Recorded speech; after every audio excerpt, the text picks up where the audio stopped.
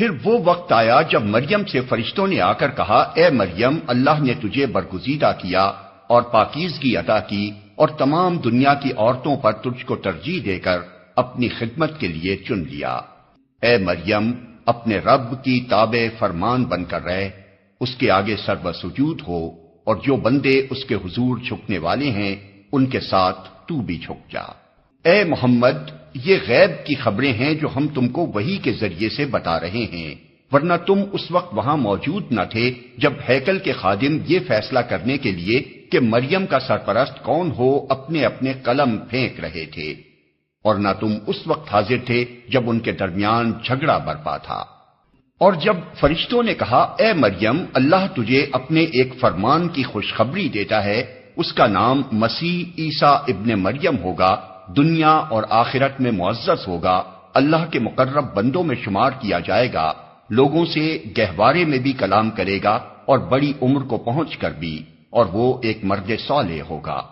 یہ سن کر مریم بولی، پروردگار، میرے ہاں بچہ کہاں سے ہوگا؟ مجھے تو کسی شخص نے ہاتھ تک نہیں لگایا۔ جواب ملا، ایسا ہی ہوگا، اللہ جو چاہتا ہے پیدا کرتا ہے۔ وہ جب کسی کام کے کرنے کا فیصلہ فرماتا ہے تو بس کہتا ہے کہ ہو جا، اور وہ ہو جاتا ہے۔ فرشتوں نے پھر اپنے سلسلہ کلام میں کہا، اور اللہ اسے کتاب اور حکمت کی تعلیم دے گا، تورات اور انجیل کا علم سکھائے گا، اور بنی اسرائیل کی طرف اپنا رسول مقرر کرے گا۔ اور جب وہ بحیثیت رسول بنی اسرائیل کے پاس آیا تو اس نے کہا، میں تمہارے رب کی طرف سے تمہارے پاس نشانی لے کر آیا ہوں۔ میں تمہارے سامنے مٹی سے پرندے کی صورت کا ایک مجسمہ بناتا ہوں اور اس میں پھونک مارتا ہوں، وہ اللہ کے حکم سے پرندہ بن جاتا ہے۔ میں اللہ کے حکم سے مادرزاد اندھے اور کوڑی کو اچھا کرتا ہوں اور مردے کو زندہ کرتا ہوں۔ میں تمہیں بتاتا ہوں کہ تم کیا کھاتے ہو اور کیا اپنے گھروں میں ذخیرہ کر کے رکھتے ہو، اس میں تمہارے لیے کافی نشانی ہے اگر تم ایمان لانے والے ہو۔ اور میں اس تعلیم و ہدایت کی تصدیق کرنے والا بن کر آیا ہوں جو تورات میں سے اس وقت میرے زمانے میں موجود ہے، اور اس لیے آیا ہوں کہ تمہارے لیے بعض ان چیزوں کو حلال کر دوں جو تم پر حرام کر دی گئی ہیں۔ دیکھو، میں تمہارے رب کی طرف سے تمہارے پاس نشانی لے کر آیا ہوں، لہذا اللہ سے ڈرو اور میری اطاعت کرو۔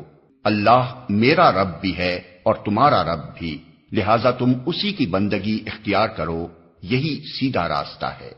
جب عیسیٰ نے محسوس کیا کہ بنی اسرائیل کفر و انکار پر آمادہ ہیں تو اس نے کہا، کون اللہ کی راہ میں میرا مددگار ہوتا ہے؟